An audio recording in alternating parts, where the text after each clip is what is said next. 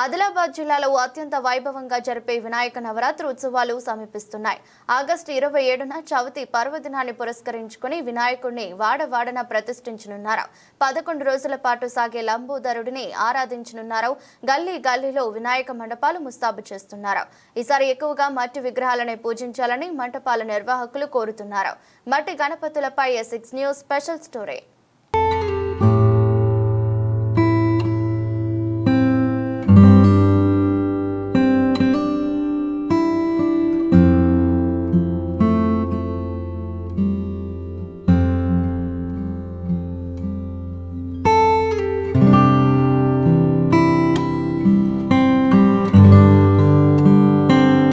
హైదరాబాద్ తర్వాత ఆదిలాబాద్ జిల్లాలోనే అత్యంత ఘనంగా వేడుకలను జరుపుతారన్న గుర్తింపు సాధించడం విశేషం.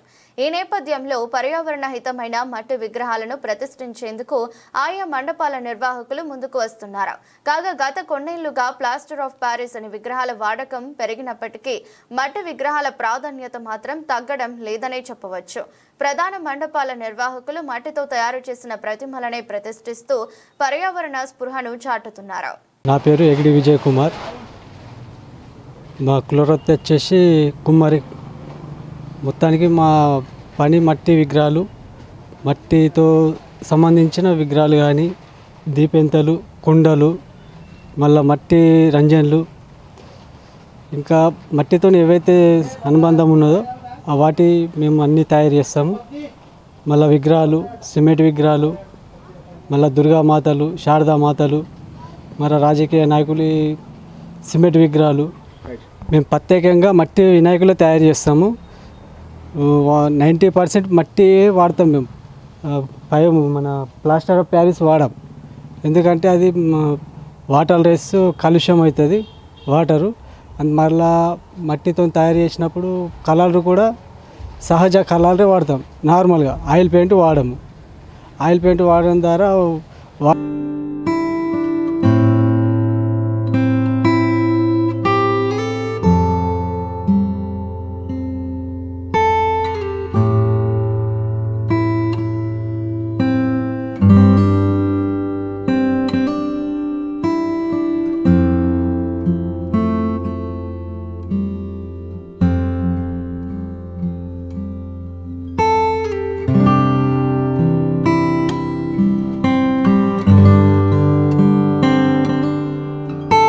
విగ్రహాల తయారీపైనే ఆధారపడి జీవిస్తున్న కుటుంబాలకు ప్రస్తుతం మంచి గిట్టుబాటు వస్తున్నా ప్రభుత్వం నుంచి సరైన ప్రోత్సాహం రావాల్సిన అవసరం ఉందని చెబుతున్నారు.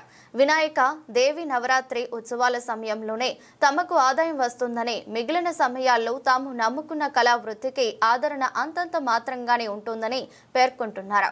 మట్టి విగ్రహాలకు ప్రాధాన్యత పెరగడం మంచిదే అయినప్పటికీ ప్రభుత్వం సైతం అండగా నిలబడితే బాగుంటుందన్న అభిప్రాయం వ్యక్తం చేస్తున్నారు. నా పేరు బ్రహ్మరౌతు రమేశ్వరాలు తయారు చేస్తున్నాము. మేము నకాష్ కులస్తులము. ఈ గత కొన్ని జనరేషన్ అనగా మా 8th జనరేషన్ నుండి మేము ఇదే వర్క్ చేస్తున్నాము. గణపతుల విగ్రహాలది, మట్టి విగ్రహాలది.